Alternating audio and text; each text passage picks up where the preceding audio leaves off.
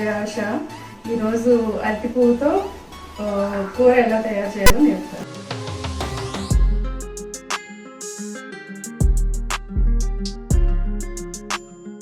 ఇప్పుడు అరటి పువ్వు కర్రీకి కావాల్సిన పదార్థాలు చూద్దాం. దీన్ని అరటి పువ్వు అంటారండి. ఇది గెల తయారవకముందు వచ్చే పువ్వు మార్కెట్లో మనకి ఈజీగానే దొరుకుతుంది. దీన్ని ఈ విధంగా వంచుకోవాలి. ఇది వాడడం వలన కిడ్నీ స్టోన్స్ ఉన్న వాళ్ళకి కూడా మంచిది అంటారు. ఈ పువ్వు పెరిగితే గనక అరటిగెల తయారవుతుందండి. ఇది ఈ మధ్యలో ఉండే కాడ లాంటిది తీసేసుకోవాలి, ఎందుకంటే ఇది ఉడకదండి, చాలా రప్పల్లా ఉంటుంది. దానివల్ల తీసేసి మిగతా దాన్ని మనం యూజ్ చేసుకోవచ్చు. కొంచెం పసుపు ఉప్పు వేసి లైట్గా వాటర్ వేసుకొని దీన్ని బాగా బాయిల్ చేసుకోవాలండి.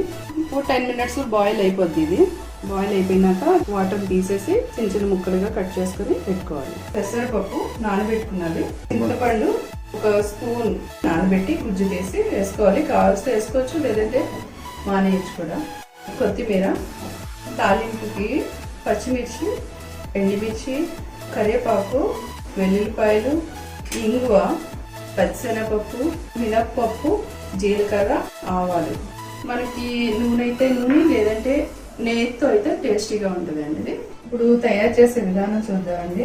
ఫస్ట్ స్టవ్ వెలిగించుకొని ప్యాన్ పెట్టుకుందామండి. కొంచెం హీట్ అయ్యాక నెయ్యి వేసుకుందామండి. 2 స్పూన్లు నెయ్యి. ఇది కొంచెం హీట్ అయ్యాక ఫస్ట్ వెల్లుల్లిపాయలు, ఈ వెల్లుల్లిపాయలు బాగా వేగాక పచ్చిమిర్చి, ఎండుమిర్చి, పచ్చిశనగపప్పు,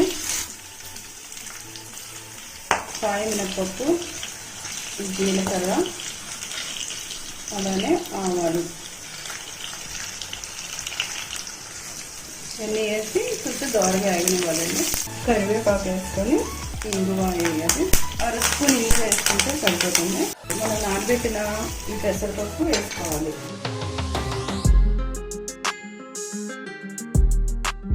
కొద్దిగా వేగాక దీంట్లో పసుపు వేసుకోవాలండి, సరిపడా పసుపు.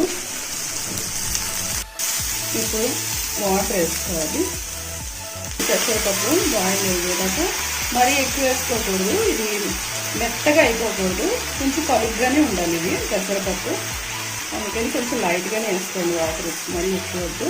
కొంచెం హాఫ్ బాయిల్ అయ్యేదాకా దీన్ని మూత పెట్టాలి.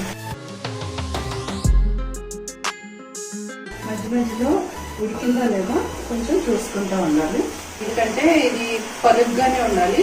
బాయిల్డ్ అవ్వాలి కానీ మెత్తగా అయిపోకూడదు, పలుగ్గా ఉండాలి. అందుకని మధ్య మధ్యలో చూసుకుంటూ ఉంటే మంచిది. ఉడికిపోయి ఉంటుంది. ఇప్పుడు చూద్దాం. ఇలా పలుగ్గా ఉండాలి. అయ్యిందండి. అరటిపువ్వు ముక్కలు చేసి పెట్టుకున్నాం కదా, అరటిపువ్వు అది వేసుకోవాలి దీంట్లో.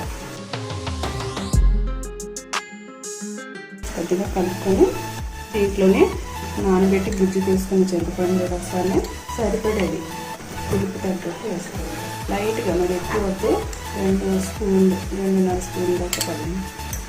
తగినంత ఉప్పు వేసి కొద్దిగా కలుపుకొని 2-3 minutes మూత పెట్టుకొని ఉంచుకోవాలి.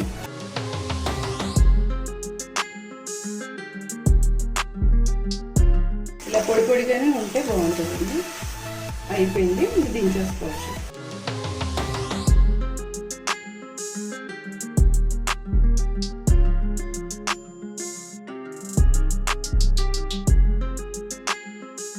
ఇంతేనండి, వెరీ సింపుల్, టేస్టీగా ఉంటుంది, హెల్త్ కూడా చాలా మంచిది. ఇది చాలా పాతకాలం వంట అండి. ఇది మీరు కూడా ట్రై చేసి ఇది మీ అభిప్రాయాన్ని కామెంట్ బాక్స్